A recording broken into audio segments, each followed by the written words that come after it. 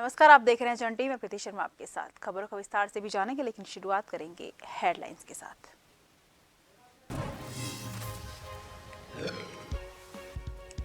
उत्तराखंड में बकरीद को लेकर मुस्लिम समुदाय में उल्लास। अल्लाह की बारगाह में लाखों सिर सजदे में झुके। पुलिस और प्रशासन ने किया पुख्ता बंदोबस्त। सुरक्षा को लेकर पैनी नजर। सीएम हेल्पलाइन की महीने में 2 बार समीक्षा करेंगे डीएम। महीने के अंतिम गुरुवार को मुख्यमंत्री करेंगे समीक्षा। वहीं 7 शिकायतकर्ताओं से भी मुख्यमंत्री ने की फोन पर बात। बड़े पैमाने पर बीजेपी का महासंपर्क अभियान जारी। लालकुआ में महिला मोर्चा ने किया कार्यक्रम। जनता के सामने रखी मोदी सरकार की उपलब्धियां।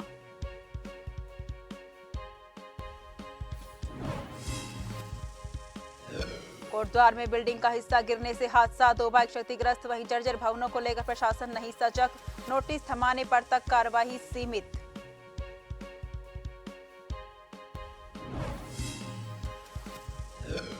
उत्तराखंड में बिगड़ा मौसम का मिजाज। मानसून के दस्तक के साथ ही लगातार बारिश। 3 दिनों तक भारी बारिश का येलो अलर्ट। 7 जिलों में भारी से भारी बारिश।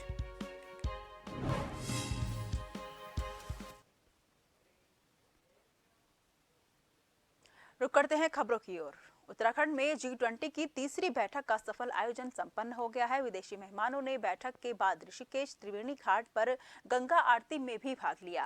इस आयोजन को सफल होने पर कैबिनेट मंत्री प्रेमचंद अग्रवाल ने प्रधानमंत्री नरेंद्र मोदी और मुख्यमंत्री पुष्कर सिंह धामी सहित पुलिस प्रशासन और इस आयोजन में लगे सभी लोगों को इस बैठक के सफल आयोजन के लिए धन्यवाद दिया।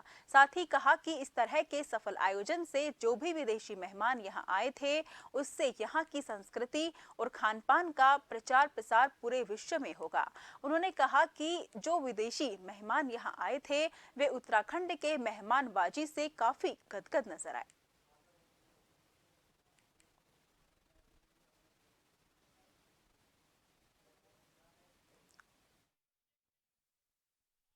जिस प्रकार से G20 की अध्यक्षता करने का सौभाग्य भारत को मिल रहा है और माननीय प्रधानमंत्री जी उसके अध्यक्ष हैं, उन्होंने पूरे देश भर में G20 के विस्तार को बढ़ाया। हर राज्य को इसकी जिम्मेवारी दी कि वो उसकी मेजबानी करें। हमें इस बात का सौभाग्य प्राप्त हुआ कि हमारे यहाँ 3 बैठकें हुई हैं। आप जानते हैं, पहली रामनगर में, 2 बैठकें हमारी ऋषिकेश यानी नरेंद्र में हुई है और अंतिम बैठक कल समाप्त हुई है। और मुझे इस बात को लेके बड़ा गौरव होता है कि हमारे उत्तराखंड में जिस प्रकार से हमारे विदेशी मेहमान, हमारी जो शैली है अतिथि देवो भव वाली, हमने उनका जिस प्रकार से स्वागत किया है, जिस प्रकार से उनको औणी गांव में घुमाने का काम किया है और साथ में गंगा आरती का पहली बार स्वर्गाश्रम में और इस बार त्रिवेणी घाट ऋषिकेश में। पिरान कलियर में बकरीद पर क्षेत्र में कानून और सुरक्षा व्यवस्था पुख्ता रही। ईद की नमाज के लिए चप्पे चप्पे पर पुलिस बल तैनात रहा और हर एक गतिविधि पर पुलिस ने पैनी नजर रखी। वहीं नमाज के दौरान देश की तरक्की और खुशहाली की दुआएं मांगी गई। सद्दाम हुसैन कादरी ने ईद की मुबारकबाद देते हुए कहा कि ईद के त्योहार को सादगी और आपसी भाईचारे के साथ मनाया जाए।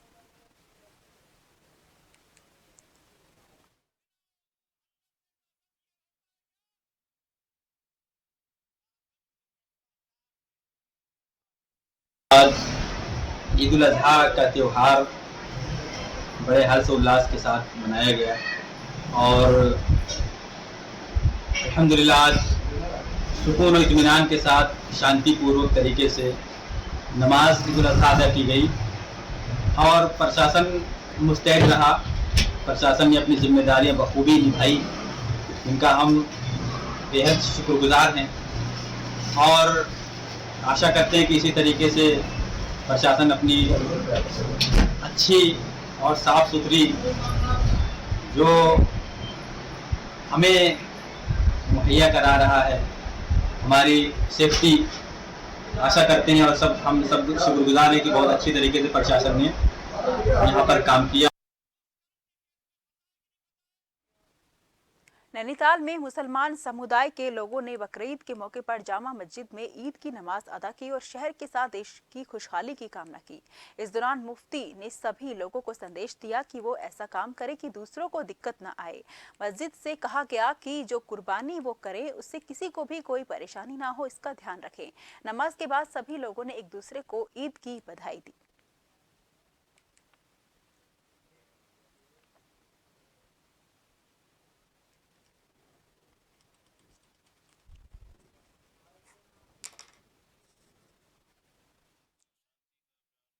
भाईचारगी का हमदर्दी का यही संदेश दिया गया है ताकि लोग प्यार और मोहब्बत के साथ, हमदर्दी के साथ अपना खुशियाँ एक दूसरे को बांटें, प्यार और मोहब्बत से त्यौहार मनाएं, अपने किसी अमल से किसी को तकलीफ़ ना पहुँचे, अपने लिए, अपने मुल्क के लिए, अपने मुल्क के रहने वालों के लिए, सबके लिए प्यार और मोहब्बत का पैगाम दिया गया है। उत्तराखंड के शिक्षा मंत्री डॉक्टर धन सिंह रावत ने मीडिया से बातचीत में जानकारी देते हुए बताया कि प्रदेश में जितने भी स्कूल जीर्णशील अवस्था में हैं और जिन स्कूलों की हालत बहुत ज्यादा खराब है, उन तमाम स्कूलों के लिए बजट की व्यवस्था के निर्देश पहले ही किए जा चुके हैं। इसके साथ ही सभी जिलाधिकारियों और सीईओ को इन स्कूलों की मरम्मत के आदेश भी दिए गए हैं। उन्होंने आगे बताया कि विभाग में बजट की कोई भी कमी नहीं है और अगर ऐसा कोई भी स्कूल का संज्ञान सामने आता है तो उसको जल्द ही जीर्णोद्धार करवाया जाएगा।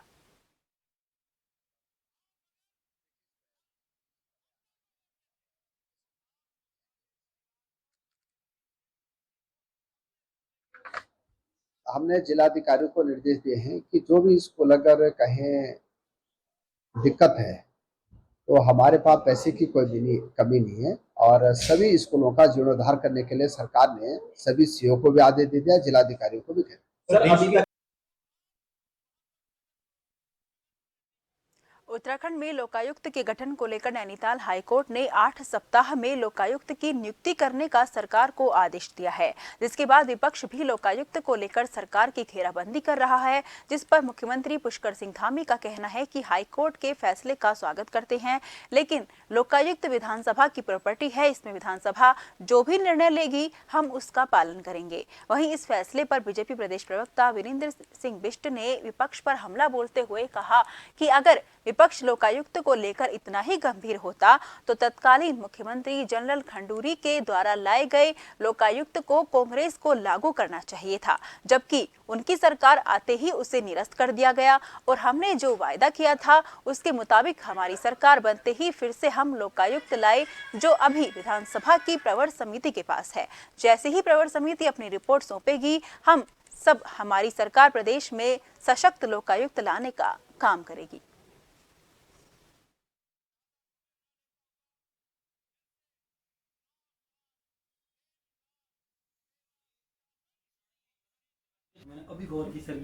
जो देश के राष्ट्रपति जी के द्वारा अनुमोदित किया गया लोकायुक्त बिल था, उस बिल को रिजेक्ट कर दिया, समाप्त कर दिया और कहा कि हम नए सिरे से लोकायुक्त लेकर आएंगे, लोकायुक्त का बिल लेकर आएंगे। उन्होंने उस पर संशोधन किए, उसके बाद उन्होंने राज्यपाल को भेजा और राज्यपाल जी ने उस पर कोई आपत्तियां जताई और उसके बाद कांग्रेस की सरकार को वापस भेजा।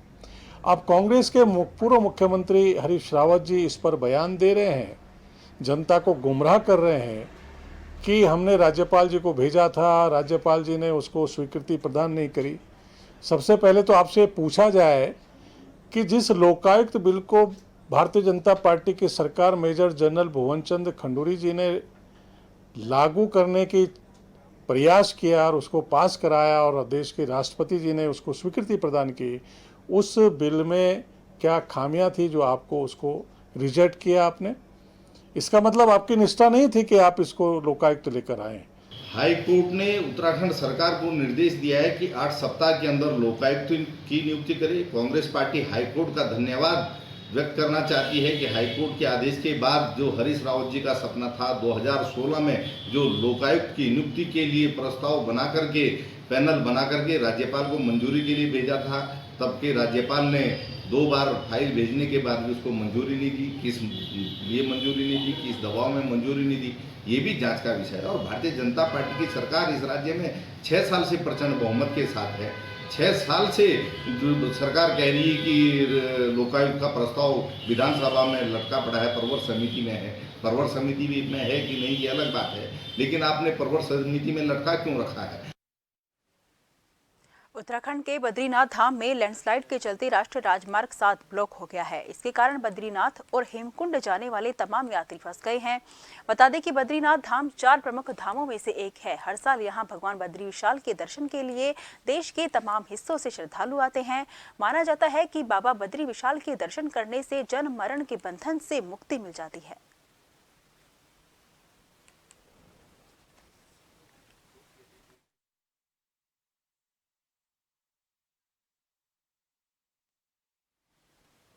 उत्तराखंड में पहली बार स्वास्थ्य चिंतन शिविर का आयोजन होने जा रहा है। जुलाई महीने में आयोजित होने वाले 3 दिवसीय चिंतन शिविर में केंद्रीय स्वास्थ्य मंत्री के साथ ही कई राज्यों के स्वास्थ्य मंत्री शिरकत करेंगे। मुख्य रूप से इस चिंतन शिविर में स्वास्थ्य से जुड़े महत्वपूर्ण मुद्दों पर गहन मंथन किया जाएगा। तय कार्यक्रम के अनुसार देहरादून में 14, 15 और 16 जुलाई यानी कि 3 दिवसीय शिविर का आयोजन किया जाएगा। चिंतन शिविर के एजेंडे को लेकर राज्य सरकार भारत सरकार से बातचीत कर एजेंडे को तय कर रही है।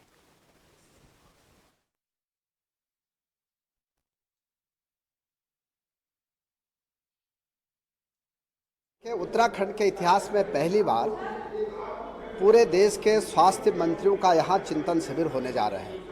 13 तारीख को, 14 तारीख को और 15 तारीख को और 16 तारीख को पूरे देश के स्वास्थ्य मंत्री यहाँ आएंगे। मैंने जब गुजरात में देश के स्वास्थ्य मंत्रियों का एक चिंतन शिविर हुआ था 1 साल पहले, तब मैंने प्रधानमंत्री जी से निवेदन किया था और स्वास्थ्य मंत्री जी से कि हमको उत्तराखंड की धरती पे जो है पूरे देश के स्वास्थ्य मंत्रियों को बुलाना है, क्योंकि देश का पहला राज्य उत्तराखंड है जो कि आयुष्मान भारत को यूनिवर्सल प्रत्येक व्यक्ति के लिए जो है लागू किया है।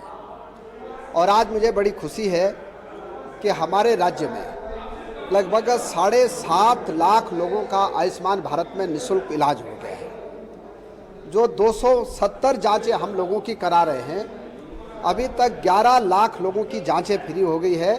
देखिए, स्वास्थ्य चिंतन शिविर 14, 15 और 16 जुलाई को आयोजित होगा उत्तराखंड देहरादून में, और इसमें समस्त स्टेट्स के जो माननीय स्वास्थ्य मंत्रीगण हैं वो इसमें प्रतिभाग करेंगे।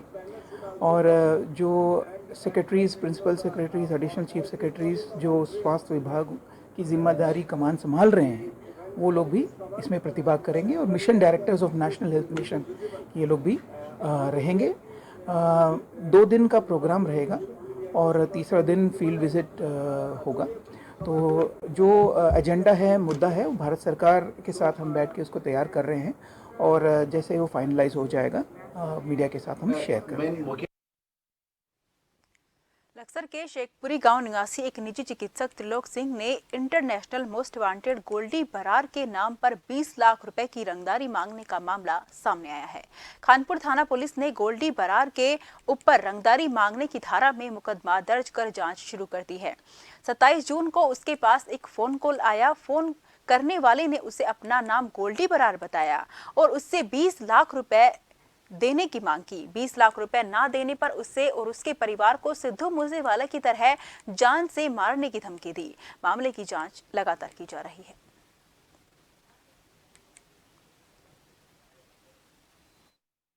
ऐसे मुझे लगातार धमकियां मिल रही हैं। 6 महीने पहले मुझे कॉल आई थी तो मैंने उसको इग्नोर कर दिया था कि हो सकता है वैसे ही फ्रॉड कॉल हो कोई, ठीक है। तो उसके बाद में मुझे अब 3 दिन से लगातार धमकियां मिल रही हैं, बच्चे को जान से मारने की, मेरे बच्चे को उठा लेने की, ठीक है, मुझे जान से मार देने की, ठीक है। तो 20 लाख रुपए की मांग की गई है मुझसे। कौन है लोग?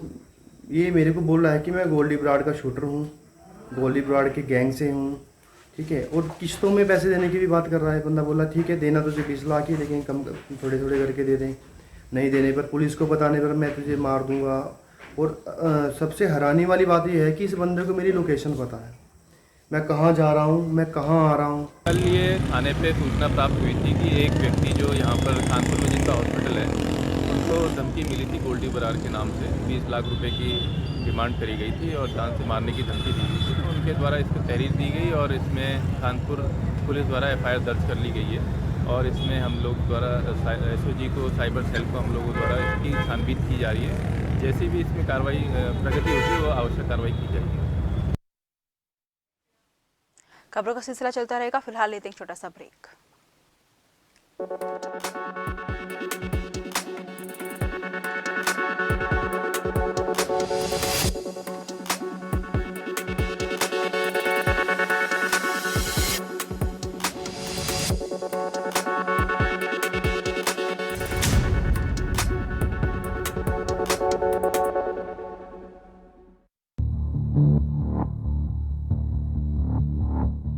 खबर जो कभी बताती है सच तो कभी कराती है एहसास। खबर जो है कुछ खास। खबर ही तो है जो कभी बनती है राजनीति से तो कभी व्यापार से, कभी आती है खेल से तो कभी मनोरंजन से, कभी खुशी से तो कभी गम से। हाँ, खबर ही तो है। खबर थमती नहीं और ना ही थमेंगे हम, क्योंकि हम हैं जन टीवी, जन जन की आवाज।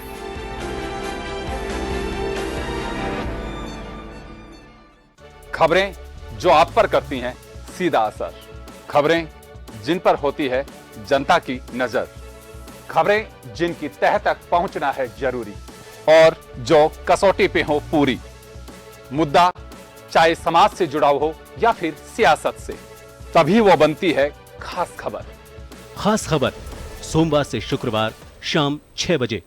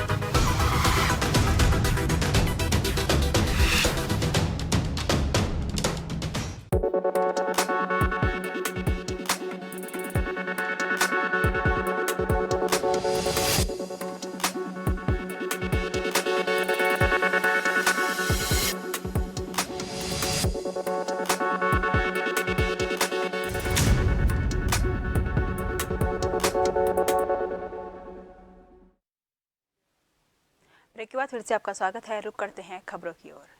चंद्रशेखर आजाद पर हुए हमले को लेकर हरिद्वार में भीम आर्मी के प्रदेश अध्यक्ष और सैकड़ों कार्यकर्ताओं ने आक्रोश जताया और हरिद्वार के जिलाधिकारी को राष्ट्रपति के नाम एक ज्ञापन सौंपा। आरोपी को जल्द से जल्द गिरफ्तार करने की मांग की गई। रासुका के तहत उन पर कार्रवाई की भी मांग की गई।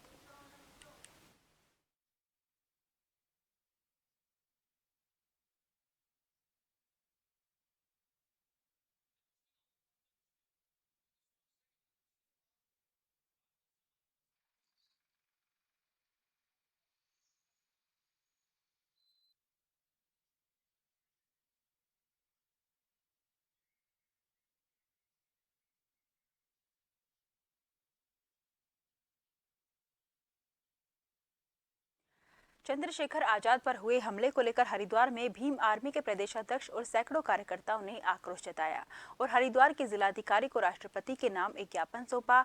आरोपी को जल्द से जल्द गिरफ्तार करने की मांग की गई।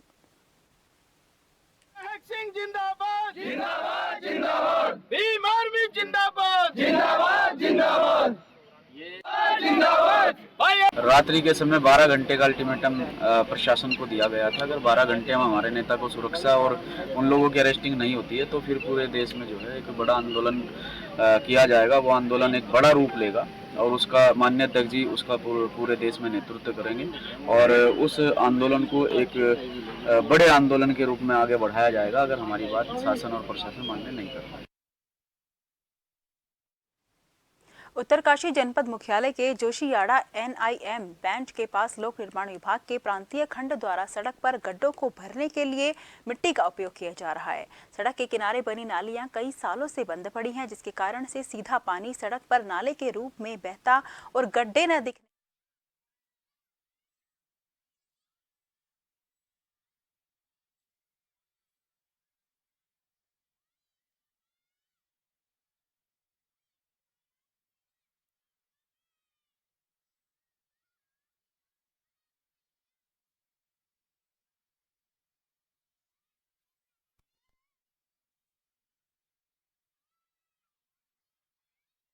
उत्तरकाशी जनपद मुख्यालय के जोशीयाड़ा NIM बैंक के पास लोक निर्माण विभाग के प्रांतीय खंड द्वारा सड़क पर गड्ढों को भरने के लिए मिट्टी का उपयोग किया जा रहा है।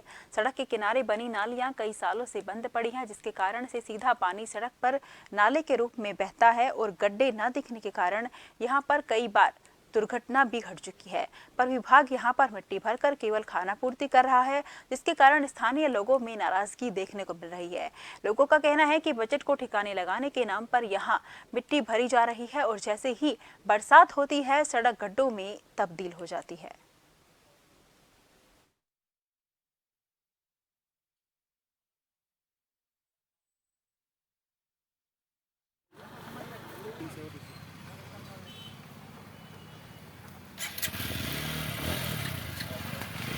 कहीं नहीं भी मीटिंग में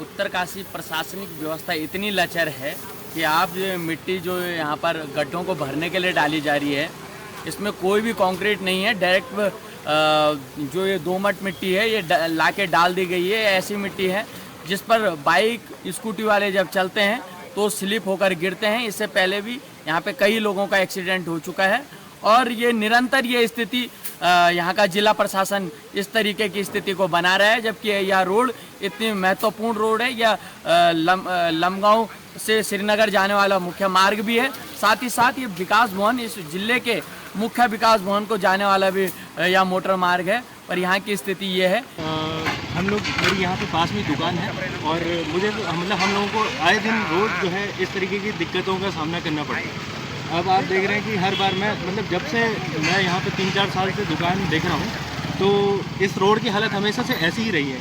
यहाँ पे हुआ क्या है, बस विकास के नाम पे मिट्टी जल जाती है। अब बरसात आने वाली है या आ ही रही है बरसात भी, और बारिश से पहले मिट्टी डालने का तो कोई मतलब ही नहीं बनता ना, लेकिन फिर वही विकास और फिर वही रोड। रुड़की के सालियर साल्हापुर ग्राम में सोमवार की देर रात छत के रास्ते घुसे अज्ञात चोरों ने लाखों की चोरी की घटना को अंजाम दिया था, जिसकी जानकारी परिवार को सुबह उठने के बाद मिली थी। वहीं पीड़ित परिवार का कहना है कि चोरी की सूचना गंगा नहर पुलिस को दी गई, लेकिन तहरीर होने के बावजूद पुलिस ने कोई कार्रवाई नहीं की। पीड़ित मकान स्वामी सुलेमान ने बताया कि वो अपने परिवार के साथ एक कमरे में सो रहे थे। सोमवार की देर रात घुसे और कमरे में ताले तोड़कर 48,000 रुपए नगद और लाखों रुपए के जेवरात पर चोरों ने हाथ साफ कर दिया। चोरी हमारा सामान जो हुआ है अंदर कमरे के हमारे ताले तोड़े गए हैं और ताले तोड़ने के बाद हमारे बक्से खोले गए हैं। उसमें हमारे 48,000 रुपए थे, वो निकाल लिए गए हैं और हमारी टूम रखी थी वो निकाल ली गई है। 5 टूम हमारी सोने की थी और बाकी 10-12 हमारी चांदी की थी, वो सब निकाल ली गई है। यानी तकरीबन हमारा 4 लाख का नुकसान है, 4.5 लाख। हम इनके साथ में भी गए, थाने चौकी में गए थे, रिपोर्ट भी दर्ज कराई है हमने। फिर भी अब तक कोई खुलासा इस तरह का हुआ नहीं। जैसे कि ये तो होती रोज चोरी वगैरह तो कहीं ना कहीं होती रहे है। लोहाघाट में चिल्ड्रंस पार्क को लेकर कई तरह की योजनाएं बनाई गई और कई तरह के चिल्ड्रंस पार्क भी वहां पर बनाए गए। बता दें कि 44,60,000 रुपए की लागत से बनाए जा रहे चिल्ड्रंस पार्क का निर्माण कार्य पूरा हो गया है। पार्क को नगरपालिका अध्यक्ष गोविंद वर्मा ने जनता को समर्पित कर दिया। पार्क खुलते ही नगरवासी बड़ी संख्या में अपने बच्चों के साथ चिल्ड्रंस पार्क पहुंचे, जहां बच्चों ने पार्क में लगे झूले, शीशों और अन्य चीजों का जमकर लुत्फ उठाया। वहीं लोगों ने चिल्ड्रंस पार्क निर्माण के लिए पालिका अध्यक्ष गोविंद वर्मा को भी धन्यवाद दिया। मैं सबसे पहले तो हमारे अध्यक्ष महोदय को धन्यवाद देना चाहूँगी कि उन्होंने बच्चों के लिए सुविधा उपलब्ध कराई। आज तक बच्चे इस पार्क के लिए बहुत तरसते थे क्योंकि ऐसा कोई मनोरंजन का साधन नहीं था, लेकिन आज आप देख ही रहे हैं इतने सारे बच्चों का मनोरंजन हो रहा है। सब लोग अपने बच्चों को लेकर आ रहे हैं, तो उनके पहले ऐसी कोई व्यवस्था नहीं थी, तो उनको बहुत बहुत धन्यवाद, बहुत बहुत दिल से धन्यवाद कहना चाहूँगी मैं कि उन्होंने ये सुविधा हमारे बच्चों के लिए उपलब्ध करवाई है। विगत कई वर्षों से हम सोचते थे कि एक बच्चों के खेलने के लिए अच्छा चिल्ड्रन पार्क हो, जिसमें बच्चों की भी काफ़ी मांग रहती थी। कभी किसी स्कूल में प्रोग्राम में चले जाओ या कभी किसी मोहल्ले में चले जाओ तो अधिकतर बच्चे कहते थे अंकल जी पार्क बना, हमारे खेलने के लिए पार्क नहीं है। इसी को देखते हुए एक चिल्ड्रन पार्क में जो पहले पार्क बनाया गया था, कुछ झूले लगे थे, उन्हीं को सुधार करके और बहुत सारी कीचड़ भी हो जा रही थी। इसको देखते हुए अभी 13 लाख की टाइल का निर्माण और कुछ झूले लाए गए, और जिससे कि काफ़ी बच्चों को अभी छुट्टी का समय भी है तो संडे से ओपन खोल दिया गया है। और आप देख ही रहे होंगे जिसमें काफ़ी बच्चे खुश हैं, और हमारी मातृशक्ति और युवा शक्ति भी, हमारी बुजुर्ग भी काफ़ी टहलने के लिए भी एक अच्छा पार्क बना दिया है। फिलहाल के लिए मुझे दीजिए इजाजत। देश भर की तमाम खबरों के लिए लगातार देखते रहिए जन टीवी, क्योंकि हम हैं जन जन की आवाज़।